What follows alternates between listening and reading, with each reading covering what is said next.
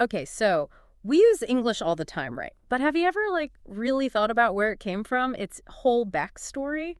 It's a pretty wild ride when you dig into it. We've been looking over the history, mostly drawing from that Wikipedia page on the English language. Yeah, and our mission basically is to hit the highlights, find the most surprising bits about how it evolved and spread, without drowning in all the details. Exactly. Just the wow, I didn't know that moments about the language you're probably using right now. Let's kick off with a big one. Statistically, English is the most spoken language worldwide.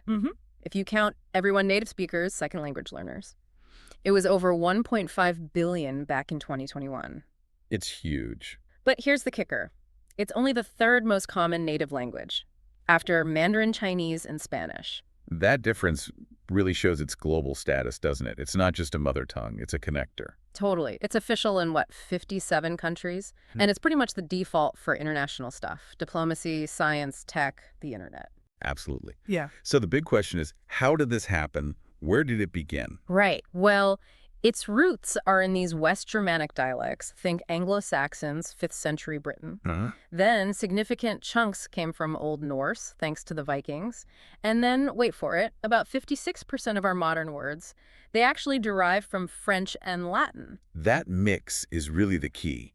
A Germanic base with a massive Romance overlay, it's quite unique. Okay, so let's rewind. 5th century, Anglo-Saxons arrive. Their dialects start pushing out the Brittonic languages and Latin that were there. And Old English wasn't just one thing, right? There were different dialects. Yeah, four main ones. Anglian, that's Mercian and Northumbrian, and Saxon-Kentish and West Saxon. And West Saxon eventually became the sort of standard, largely thanks to King Alfred the Great. But, and this is important, if you heard Old English now, you wouldn't understand it, seriously. The grammar was, super different. Oh, completely. It had complex case endings on nouns, adjectives, pronouns, verbs conjugated for person and number. Word order was much freer than today. Right. Those examples, like the biblical quote about foxes having holes, show all those endings. Very different system. Then come the Vikings, 8th to 11th centuries. Raids, settlements, especially up north. And they brought Old Norse, which had a huge impact. A massive impact. Lots of our core words are actually Norse.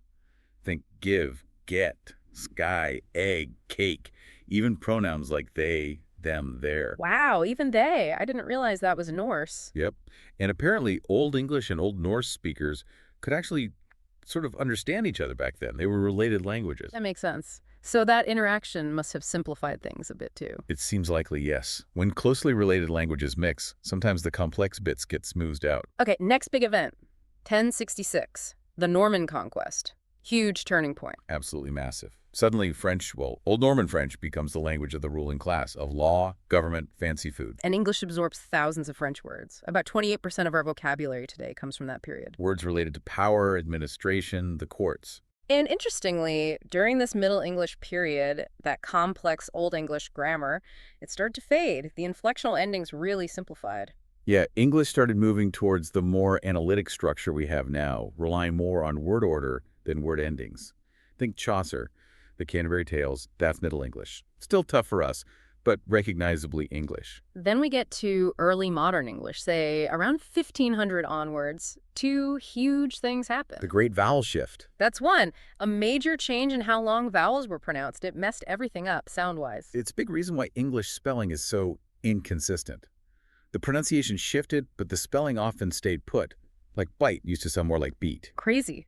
And the other thing, English started gaining prestige. The printing press helped standardize spelling and grammar, based partly on the London dialect, the Chancery Standard. And this is the era of Shakespeare and the King James Bible, hugely influential texts that shaped the language. If you compare their version of that Matthew verse to the Old English one, you see the case endings are mostly gone, word orders more fixed, and you spot French loanwords. It's much closer to what we speak, though still different. Okay, so from there, modern English starts to spread? How? Empire, basically. The British Empire took English all over the globe. North America, India, Australia, Africa. And then later, American influence, especially post-World War II, cemented its global role in culture, science, technology, business. Right. And efforts were made to standardize it further. Samuel Johnson's famous dictionary in 1755. And Noah Webster's American Dictionary in 1828, trying to create a distinct American standard. By this point, modern English grammar is pretty much set.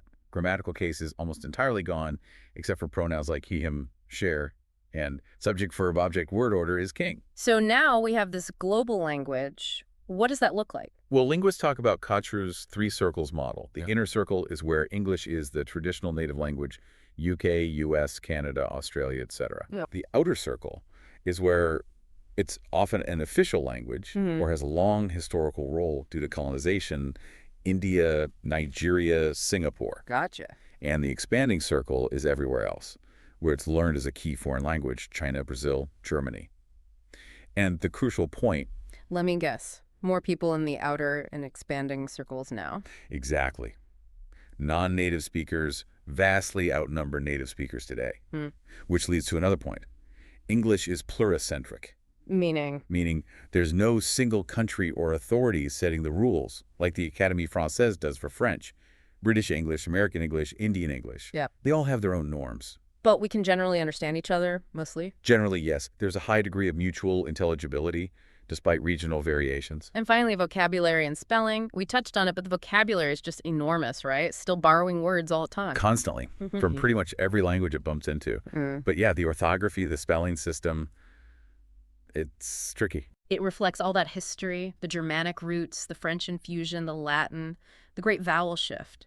It makes reading and writing a challenge sometimes. It definitely keeps learners on their toes. So wrapping this up, What a journey. From a handful of Germanic dialects spoken by invaders to this sprawling global language, constantly reshaped by other languages, by sound changes, by history itself. And that fundamental paradox remains. A Germanic language at its core, but with more than half its vocabulary coming from Romance languages, mainly French and Latin. It's quite the hybrid. It really is. It shows how dynamic languages are, how they adapt and change through human contact and history. So here's something to leave you with. Given this history of constant change, borrowing, and adaptation, how do you think English will continue to evolve in this century? With, instant global communication, the internet, AI, what's next for English? That's the million-dollar question, isn't it? Something to ponder.